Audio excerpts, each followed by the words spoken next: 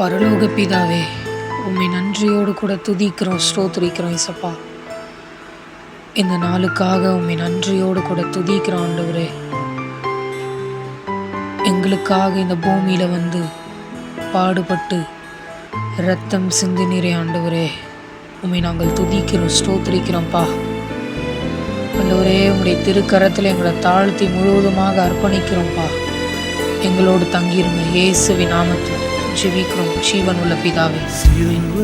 ஆண்டவராக இயேசு கிறிஸ்து சிலுவையில் பேசிய 7 வார்த்தைகளை போல படிக்கலாம்.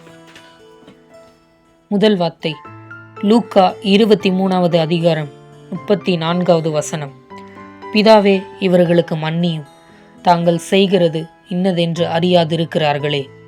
இரண்டாம் வார்த்தை லூக்கா 23வது அதிகாரம் 43வது வசனம். இன்றைக்கு நீ என்னுடனே கூட பரதீசில் இருப்பாய்.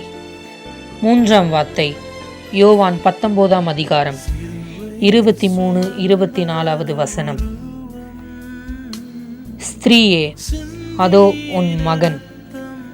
சீஷனை நோக்கி, அதோ உன் தாய் என்றார்.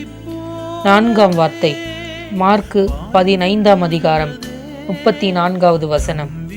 என் தேவனே, என் தேவனே, ஏன் என்னை கைவிட்டீர்?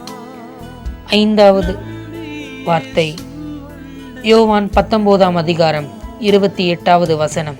தாகமாய் இருக்கிறேன். ஆறாம் வார்த்தை யோவான் 19ஆம் அதிகாரம் 30வது வசனம். முடிந்தது. 7வது வசனம் லூக்கா 23வது அதிகாரம் 46வது வசனம். பிதாவே, உம்முடைய கைகளில் என் ஆவியை ஒப்புவிக்கிறேன். ஆமென்.